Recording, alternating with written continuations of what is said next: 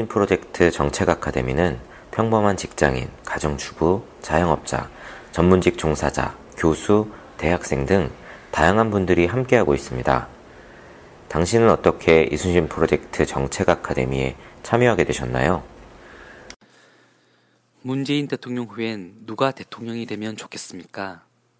이 질문에 누구를 대답할지는 잘 모르겠지만 적어도 4명에서 5명 정도는 나올 것입니다.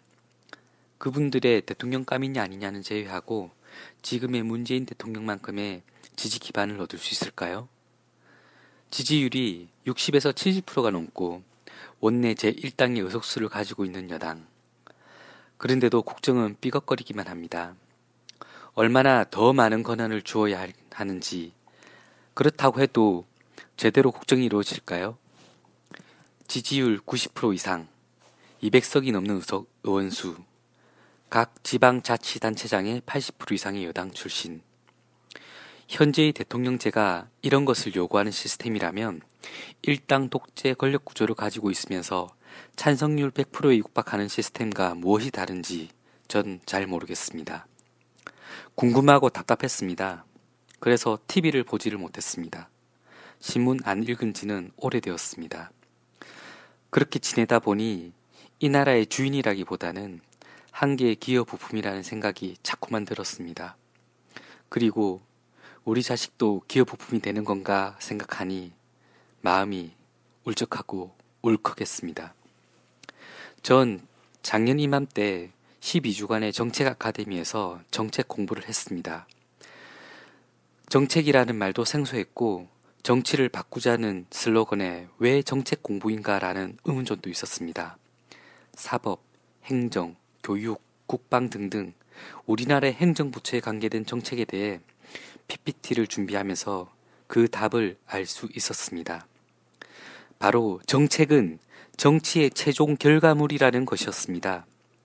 국회의원 욕하지만 그들은 입법을 하는 사람들입니다. 입법 개수가 많으면 그래도 그 국회의원은 열심히 했다고 1차적으로 말을 할 수 있을 것입니다. 통과가 되든 안 되든 악법이든 좋은 법이든 간에 말입니다.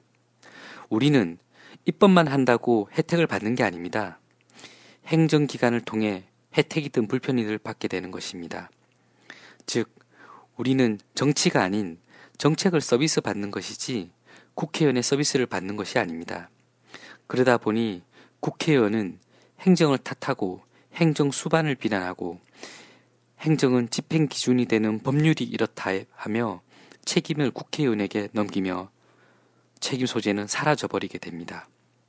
이 무한루픈 속에 전 빠지고 있었던 것입니다. 보통 사람이라고 생각하는 저는 항상 배워만 왔습니다. 나이가 많은 사람이라고, 나보다 학벌이 좋다고, 나보다 지위가 높다고, 나보다 경험이 많다고, 어떤 이유에서든 학생 신분이었습니다. 따라만 해야 하는. 전 옛날 사람이니까요. 이제는 그러면 안 된다는 것을 압니다. 왜냐하면 저도 모르는 사이에 나를 바라보는 아내와 자식들이 있기 때문입니다. 배우기만 해서는 무한루프에 빠질 뿐입니다. 내 가족을 위해서 학생 신분에서 탈피해야 합니다. 학생 신분이 탈피한다고 해서 공부를 게을리해서는 안 됩니다. 전 정책 공부를 하고 있습니다. 정책에 대해서 다양한 의견을 들어봅니다. 배친을 통해서, 그리고 정책 아카데미를 통해서. 그들이 다 옳다는 것은 아닙니다. 그들이 또 다 잘났다는 것은 아닙니다. 하지만 그들도 나와 같은 것을 느끼고 학생 신분을 탈출하고 있다는 것을 그를 통해 느꼈기 때문에 같이 가려 합니다. 12주간의 정책 아카데미, 굉장히 힘들었지만 저에게 용기를 준, 아니다, 내가 가지고 있는 용기를 찾도록 해준 그 작년 이맘때 시간에 너무 감사합니다. 정책 아카데미 꼭 들어보시기 바랍니다. 김광수의 경제데이트 89회 1부를 시작합니다. 안녕하세요. 저는 길경식입니다. 네, 안녕하세요. 서성민입니다. 안녕하십니까. 프로토입니다. 네, 김광수입니다.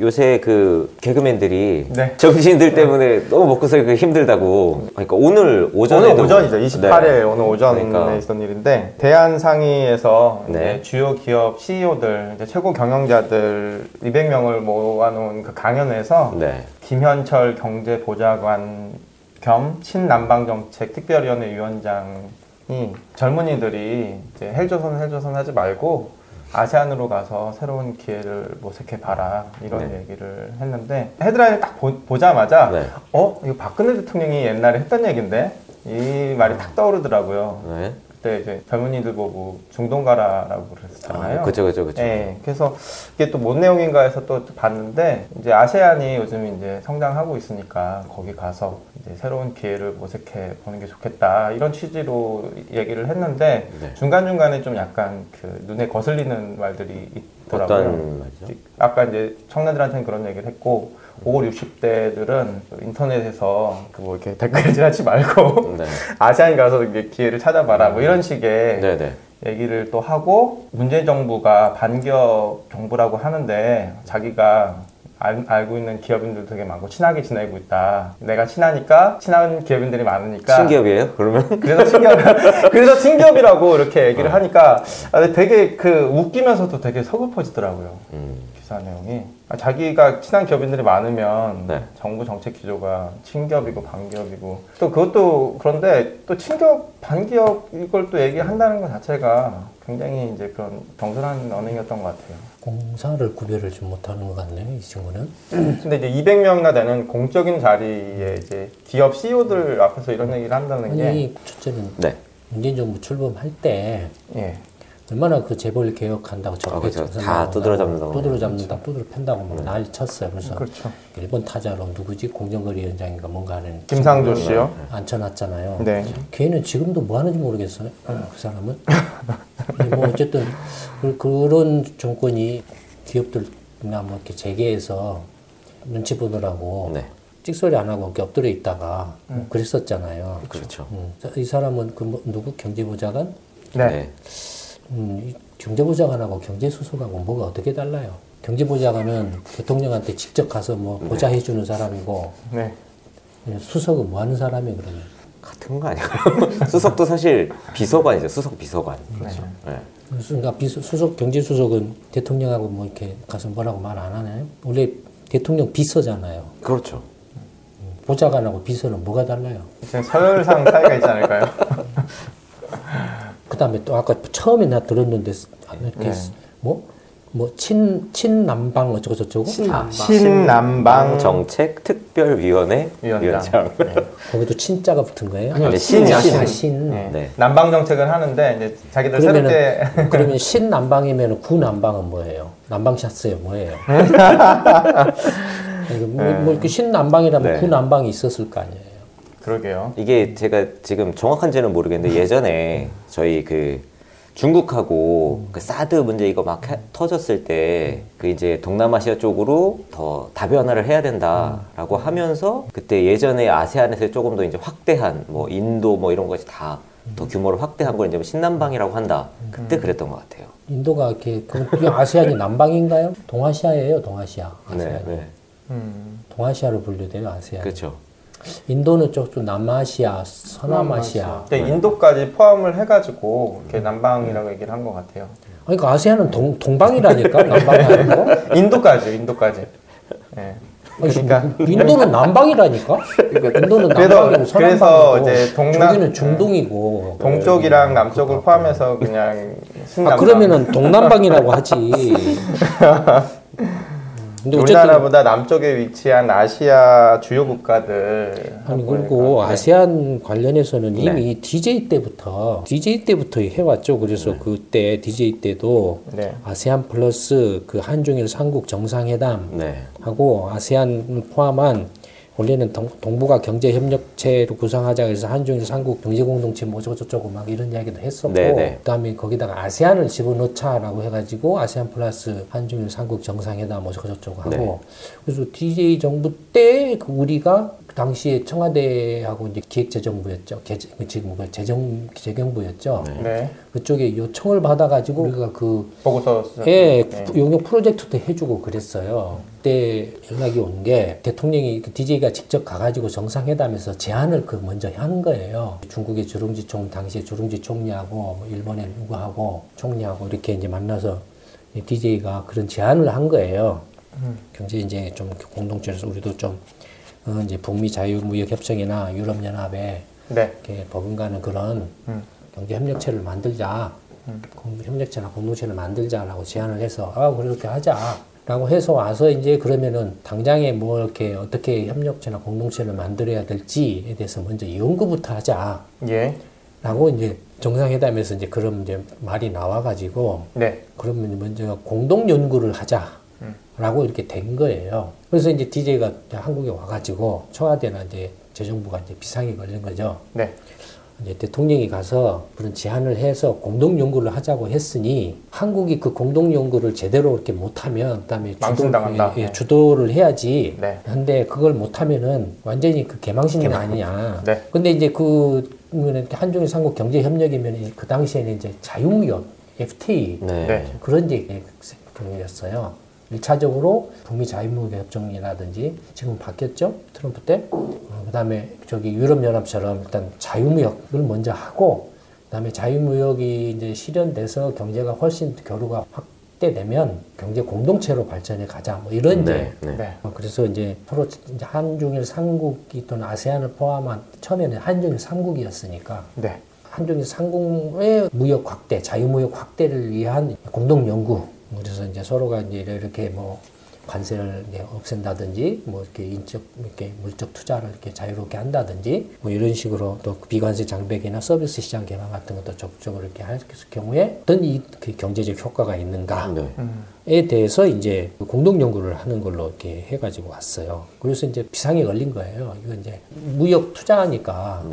해당 이제 부서가 이제 산업자원부, 산자부하고 외교부, 외통부였어요. 산자부의 정부 그 출연 연구기관은 산업연구원이고 외교부의 이제 그 당시 외교통상부로 바꿨던가 이름을 그랬을 거예요. 그쪽에 이제 그 연구원이 대외경제연구원이라고 있어요. 그래서 두 군데에다가 이제 이렇게 그 다음에 이제 연구를 이제 뭐 총괄한다라고 그래서 이제 뭐 KDI 뭐 이런 식으로 이렇게 했던 것 같아요. 근데 실제로 이제 공동 연구를 하는데 대외연구원하고 산업연구원 두 군데하고 이렇게 하려고 하니 이 믿을 수가 없는 거예요, 이 사람들이. 청와대하고 이제 재경부하고 이거 이제 원래는 그 산업자원부가 해야 되는데 당시에 재경부가 주관을 했어요. 청와대 지시를 받아가지고. 그래서 이제 재경부에서 우리한테 연락이 온 거예요, 우리 연구소에. 그래서 하는 말이 소장님 이놈들이 믿을 수가 없으니 소장님이 조금 책임을 지고 좀 도와주십시오. 그래서 그냥 우리 국내적으로만 우리끼리만 하는 거라면 잘하든 못하면은 그냥 대가리 한 대 쥐어받고 끝나지만 서로 이제 뭐 창피한 것도 없고 뭐 우리끼리 집안일이니까 한 대 쥐어받고 끝나지만 이게 이제 우리끼리 이야기가 아니라 이제 일본하고 중국하고 공동 연구를 하니 엉터리로 했다가는 완전히 이제 개망신을 당한다 이거예요. 그래서 이제 망신을 당하지 않는 이제 성까지 좀 퀄리티를 보장을 좀 해주세요. 그래서 우리가 이제 프로젝트를 한 거예요. 프로젝트를 했는데 그게 중요한 게 아니고, 그러니까 아세안이라는 게 벌써 그때부터 그 외환위기 겪고 나서부터 달러가 그때 모자라서 그런 거 아니에요? 빚을 많이 떼겨다가. 그러니까 이제 달러를 많이 벌려면 수출을 많이 해야 하니까. 그래서 이제 수출 시장 다변화 또 이제 중국이 막 이렇게 커지고 하니까 그때도 중국 위협론이 있었어요. 그때도 벌써 그때부터 넛크래커 말이 나오고 막 그랬어요. 그래서 이제 이걸 이런 그 넛크래커나 중국 위협을 보고하려면 어떻게 해야 되느냐 해가지고 말이 나왔던 게 지구를 거꾸로 돌려놓고 보자, 그런 말도 있었어요. 왜냐하면 지구를 거꾸로 돌려놓고 보면 한반도가 중심이라는 거예요. 미친놈들이. 거의 무슨 20년 전에 벌써 그런 이야기가 나왔었어요. 중심이 아니라 갇혀 있는 거지, 미친놈들이. 둘러싸여 있잖아요. 사실 섬나라라고 하잖아요, 우리나라는 지금. 그때부터 이렇게 아세안 얘기가 나와서 그 이후로는 계속 아세안도 많이 가고 투자도 그쵸, 많이 그쵸, 하고 그쵸. 기업들도 진출을 많이 해 있고요. 하지 말라 그래도 다 네. 알아서 가고 이제 이미 20년 동안 그렇게 해왔고 근데 무슨 신또 남방 정책 그러니까 이 사람이 그 한 내용을 보니까 대학생들이 문과 나오면 취직이 안 된다고 하는데 여기 동남아시아에는 가보면 그러니까 한국말 시험 보는 날이면 사람들이 막 미어 터진다는 거예요, 시험장에. 그래서 한글 선생님으로 가면 대박 날 수 있다. 그러니까 우리나라에서 헬조선이라 하지 말고 거기 가 보면은 해피조선이라. 그러니까 이제 미국 영어 하는 애들이 이제 한국 와서 영어 가르치듯이 그쵸, 네, 네. 가면 네, 된다. 그랬다는 거의 그런 데 받을 수 있다 가면. 이거 완전히 또라이야. 미친놈이라고 하면 또 욕한다고 그럴 거고 저희 예전에도 한번 그 경제데이트에서 한번 언급하신 적이 있어요. 완전히 그 현실이 뭔지 현실감이 없는 사람들이야. 예. 그러니까 웃기는 거죠. 이게 신남방 정책이라고 나는 처음 들어봤네요. 이게 아마 예전에 일본이 한번 중국하고 대립하면서 이렇게 뭐 확장 그때 이 남방이란 단어 그때 막 그게 아니고 예전에 노태우 때 이제 국방 정책을 했잖아요. 네네. 거기에 그러니까 반대 이제, 개념으로. 그걸로 해서 이제 남방 정책이라는 말을 쓰는 거죠. 남방이라는 게 북쪽으로 가봐야 어디가 있어? 러시아 말고는 뭐 더 있어요? 없지? 그러니까 북방 정책 떠든 그 당시에는 그 냉전 시대였으니까. 네. 네. 근데 지금 이제 냉전이 끝나고 남방은 지금 마음대로 갈 수 있고 마음대로 할 수 있는데 무슨 남방 정책은 남방 정책이에요. 그러면 그냥 포장한 것 같아요.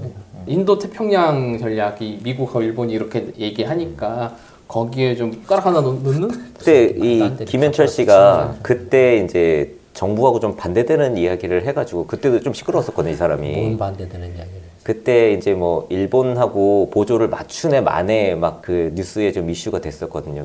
아베가 인도 태평양 전략이란 걸 발표했을 때, 네, 거기에 이제 정부가 어떻게 발맞추냐 이거 했을 때, 경제보좌관이 외교 안보까지도 이렇게 인터뷰에서 그 얘기를 해서 그때도 막 좀 왜 네가 그런 말을 하냐. 그러면 이런 이렇게 근데 외교보좌관 있나요 지금? 나 그거 못 들어봤어요. 외교안보 보좌관 목소리. 외교안보 보좌관 있겠다. 네. 있겠죠. 근데 요즘 그 사람은 존재감이 없어서 그냥 아무도 실장이 모르겠어요. 안보보좌관이 외교보좌관이라는 게 있나? 어쨌든 네. 외교안보 실장 아닌가요? 그건 비서실에 속해 있는 거 아닌가? 예. 외교안보실 비서실에 안에 있는 건지 아니면 비서실과 독립에 있는 건지는 몰라도 하여튼 뭐 결국에는 다 청와대에 있으면 다 비서실이죠. 네. 근데 어쨌든 말하는 것 자체도 웃기고 그다음에 기업하고 친한 사람이 있어서 이 친구들은 정말로 이게 진짜로 이게 현실 감각이라고 뭐라고 말을 하기가 힘들어요. 공사 개념도 없고 똥인지 된장인지도 구별을 잘 못하는 것 같아. 또 그 식당 하는 자영업자들한테는 왜 국내에서만 경쟁을 하냐. 아세안에 가서 식당도 이렇게 차리고 해서 백종원 프랜차이즈도 동남아시아 진출했다. 너희들도 가라. 그리고 네가 돈 대줘. 아니 젊은 애들 보고 가지 말라고 자기 아들 보내지. 원래 이 사람들이 무슨 처음에 소득주도 성장하고 개소리하고 헛소리하고 띡띡거리면서 네. 그래서 이제 소득주도 성장하면은 뭐 이렇게 다 뭐 이렇게 일자리 문제도 해결되고 뭐 공공부문 취업 늘리고 뭐 하고 그다음에 돈 못 버는 놈은 다 적폐고 이렇게 빠돌이들이 그러고 있잖아요 지금. 문 닫아라 이렇게 장사 안 되는 거 최저임금도 못 줄 것 같으면 닫아라. 문 닫아라. 네. 그딴 소리는 하고 이제 그거 안 되니까 지들이 무슨 이제 180도 이렇게 방향선회를 이렇게 그렇죠. 하고 있잖아요. 난리죠 지금 막. 그러니까 전에 그 박근혜 정권 때처럼 네. 행복공약 한다고 그래가지고 막 하다가 바로 1년도 안 돼갖고 창조경제 한다라고 확 뒤집었잖아요. 네. 그런 듯이 얘들도 이제 소득주도 성장한다고 그랬다가 개판 치고 막 두드려 맞고 그 다음에 실제로 이제 해보니 이게 말도 안 되고 자기들이 생각할 때도 밑빠진 독이고 그 다음에 성과도 안 나오고 문재인 대통령인가 뭔가 이런 사람이 청와대에서 회의도 안 하고 성질 나가지고 네. 회의 때려쳐 뭐 하고 그러니까 이제 슬쩍 이제 혁신주도 성장한다고 이렇게 슬쩍 해놓고 소득주도 성장 안 한다는 말을 못 하고 병행한다. 포용 성장으로 바꿨잖아요. 포용 성장으로 이렇게 했나요? 지금 점점 소득주도 두 개를 성장 묶어서 이렇게 하나로 지금. 근데 이제 그 혁신주도 성장한다라고 내는 것들이 옛날 이명박 박근혜 때 했던 거 재탕 삼탕하는 거예요. 그건 2부에서 자세히 들어가겠습니다. 비교 자료를 준비해왔습니다. 하여튼 하여튼 뭐라고 말을 해야 될지 좀 암담하구만요. 암담하네. 근데 또 자한당도 엄청 웃긴 퍼포먼스를 또 하고 있더라고요. 국회에서. 좀 단식한다고 하는데 네. 웰빙 단식, 릴레이 단식 뭐 이런 지금 비아냥을 좀 간헐적 단식 비디오에도 나오던데. 5시간 30분씩 이렇게 끊어서 단식을 지금 서로 이어가고 있다고 하는데 네. 그 배경이 이제 청와대에서 조혜주라는 이제 정무직 공무원, 네. 중앙선거관리위원회에 있는 공무원을 선거관리위원회 선관위원으로 임명을 하는데 네. 이제 인사청문회를 청와대에서 요청을 했어요, 국회에다가. 네. 근데 자유한국당에서는 이 사람이 정치적 편향성이 있는 사람이기 때문에 받을 수 없다 해서 지금 이게 인사청문회가 계속 파행을 거듭하면서 청와대는 그 일정을 조율하다가 계속 실패하고 안 되니까 그냥 임명을 강행을 했거든요. 그것 때문에 이제 자유한국당 의원들이 지금 거기에 반발해서 지금 단식 투쟁을 하고 있는데 이것도 나름대로 효과가 있는 것 같아요. 왜냐면 어떤 효과가 있나요? 왜 단식을 했는지 웰빙 단식, 뭐 릴레이 단식에 조롱을 받잖아요. 근데 한 번 더 생각을 하면 저 선관위원을 이렇게 인사청문을 강행을 했다는 게 이제 부각이 되면서 또 약간 좀 논란이 그 된 것 사람이 같아요. 뭐 선관위에 이렇게 일했던 사람이라고요? 네. 이 사람이 왜 문제가 되는 거예요? 그 선거 캠프 때 선거가 다 끝나고 나서 이제 대통령 백서를 이제 발표를 했는데 그 대통령 백서 안에 선거 캠프로 누구 캠프에 있는? 이제 더불어민주당의 선거 캠프에 이 사람 이름이 들어가 있다라는 거죠. 뭘로 이름이 들어가 있어요? 공명선거특보. 특보로 들어가 네. 있어요. 네. 공명선거특보. 그럼 상당한 그쵸, 역할을 그쵸, 했다라는 그쵸. 소리네. 굉장히 좀 이렇게 좀 위쪽에 있는 편이죠, 특보는. 그 사람이 네. 원래 그냥 공무원이에요? 네. 그렇죠. 32년 동안 그냥 공무원만 했고 지금 이제 거기에 대해서 변명이 좀 되게 웃긴 게 더민당에서는 선거 백서를 만든 정당 직원들의 행정착오다라고 자기들이 이야기를 하고 있고 그 직원들은 그러면 이런 사람 이름 뭐라고요? 조혜주입니다. 조혜주라는 사람 이름을 어떻게 알고 행정착오로 올려놨어요? 그래가지고 이제 이 사람이 교수를 하고 있대요. 겸임교수요. 겸임교수를 네. 하고 있는데 언론하고 인터뷰에서 이제 도대체 이름이 어떻게 올라가 있는 거냐, 어떻게 알고 올려놨냐 그랬더니 자기가 이제 정치 실무 관련해서 강의를 하다 보니까 정치인이나 정치인 지망생들이 많이 온다. 자기가 이제 연락처도 주고 이렇게 개인정보를 공개를 하니까 민주당에서 누군가가 자의적으로 올릴 것 같다. 아니 뭐 좀 그럴듯하게 변명을 해야. 이게 이미 스토리가 보이네. 지금 30년 동안 넘게 지금 선관위에서 일을 했다면서요. 네. 이제 종년 퇴직할 때가 됐네. 그쵸. 나이가 있죠. 그럼 줄 섰지. 줄 섰지 그러면. 네. 보통 이렇게 예를 들어서 캠프에 들어갔습니다 하면은 예전에 이명박 때 10만 번이라고 그랬잖아요. 네. 캠프에 들어갔습니다 하면 그냥 예를 들어서 어중이 떠중이 개똥이를 저기 그냥 누군지도 모르는 이름이 하나 슬쩍 올라가 있으면 네. 이게 그냥 뭐 착오일 수도 있고 뭐 이렇게 그냥 어영부영해서 끼어 들어간 것일 수도 있고 신경도 안 쓰지만 네. 근데 이게 특보는 또 다르거든요. 그렇죠. 적어도 특보라면 문재인 씨를 만났다라는 거예요.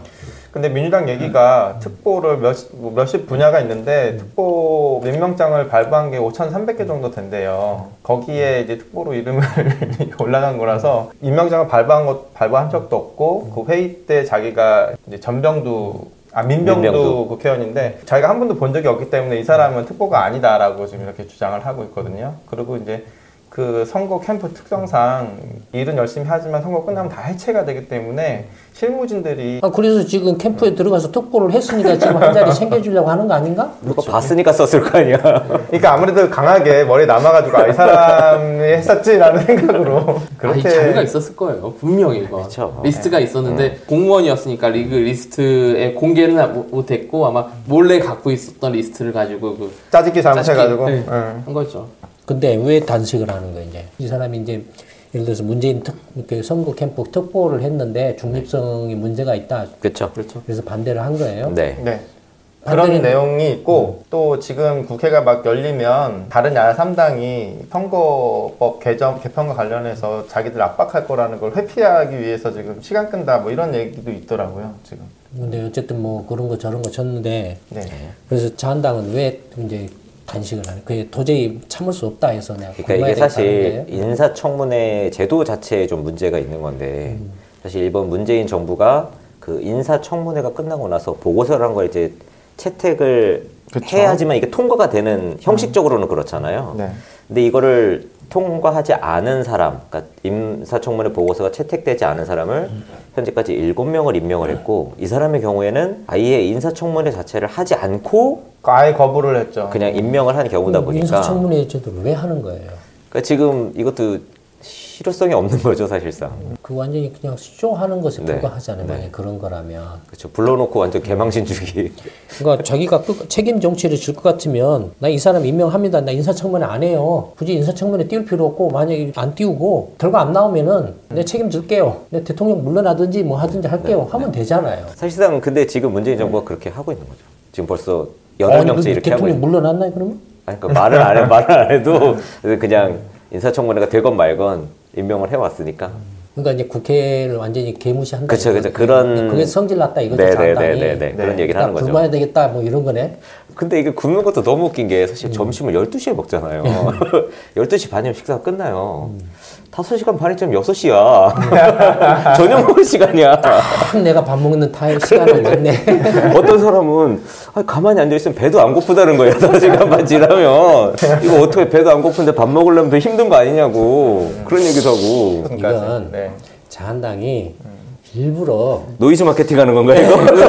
그거야. 그러니까 노이즈 마케팅이. 자한당 이 사람들이 역시. 이 사람들이 원래 그런 사람들이잖아요. 어떻게 사람들 이렇게 이목을 끄는 줄 아니까.